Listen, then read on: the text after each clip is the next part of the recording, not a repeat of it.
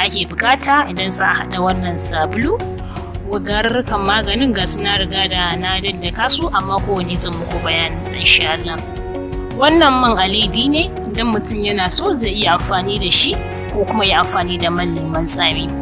Sannan wannan shine ainihin turare, shi ma ba dole bane, idan mutum yana so bayan ya gama haɗawa ya dinga jin kanshi a sabulun sa to zai iya sa ainihin turaren. Wannan shine man lemon tsami wanda muka haɗa tare da ku a bidiyo na da ya gabata. Ga wayanda ba su gani ba za su iya komawa don su ga yadda ake haɗa wannan man lemon tsami. Wannan kuma garin majigi ne, gashi shi ma majigi sassaƙe ne na ainihin wani bishiya da ake amfani da shi wajen gyaran jiki.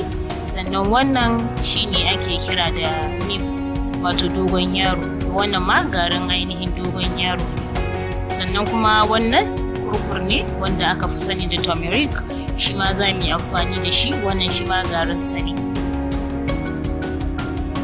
Wannan garin shi kuma ainihin garin lemo ne, gashi nan wanda ake kira da lemon peel, orange peel.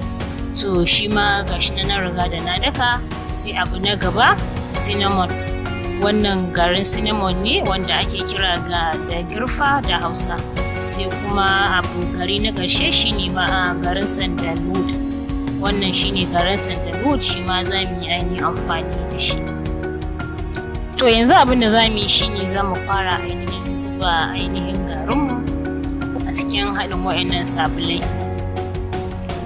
Ainihin shi wannan haɗin sabulai da na yanka na zuba, combination ɗin sabuluka ne na da guda 4. Na farko akwai ainihin shi wato sabulun Ghana wanda aka fi sani da black soap, suna kiran shi Ghana soap.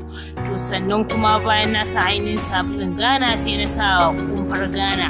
Shi kumfar Ghana yana da bambanci da sabulun Ghana domin shi kumfar Ghana yana da laushi kuma yana da kumfa sosai, sannan za ku gan shi kuma shi fari ne.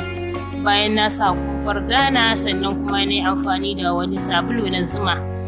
Idan mutum bai samu wannan sabulu na zuma ba, zai iya sa duk wani sabulu wanda ya yarda da shi.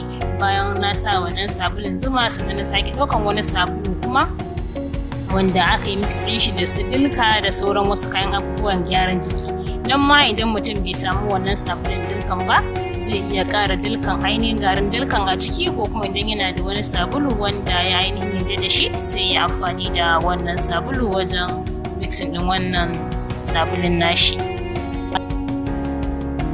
Yanzu wato abin da nake yi, ina ainihin kokarin na mixing din gaba ɗaya sabulun ne, ina cuccurawa, zan dinga turawa ina ajiyewa saboda ya zamana na yi abin daki-daki kuma komai ya shiga cikin ainihin sun cure sun haɗe gaba ɗaya.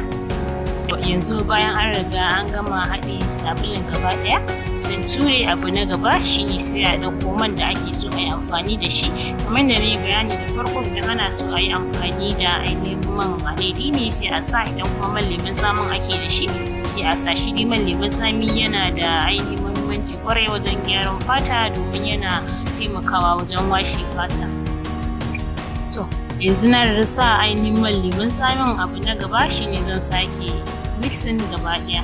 Wanda suke so su sa turare, a yanzu ne lokacin da mutum ya kamata ya ɗauko turaren shi sai ya sa, amma ni gaskiya ban da buƙatar ainihin turaren saboda ainihin sabulan da ni amfani da suna da ainihin nasu ƙanshin, ba na buƙatar kuma ƙara wani turare daban. Amma ga wanda suke so su ƙara turare suna iya ƙarawa a yanzu. Bayan an tabbatar komai ya haɗu, abu na gaba sai a ɗauko containers da ake so a zuzzuba. Zan yi amfani da container da na zuba garkan magani na, sai in zuzzuba a ciki. Wannan sabulu idan aka gama aka tura shi wannan ba a sa masa ruwa gaskiya, saboda in aka saka ruwa zai iya lalacewa, zai yi kuma wari ko ya fumfuna. Saboda haka ba a buƙatar a sa mai ruwa, ainihin waɗannan garurruka kawai ne sai wannan mai da muka sa.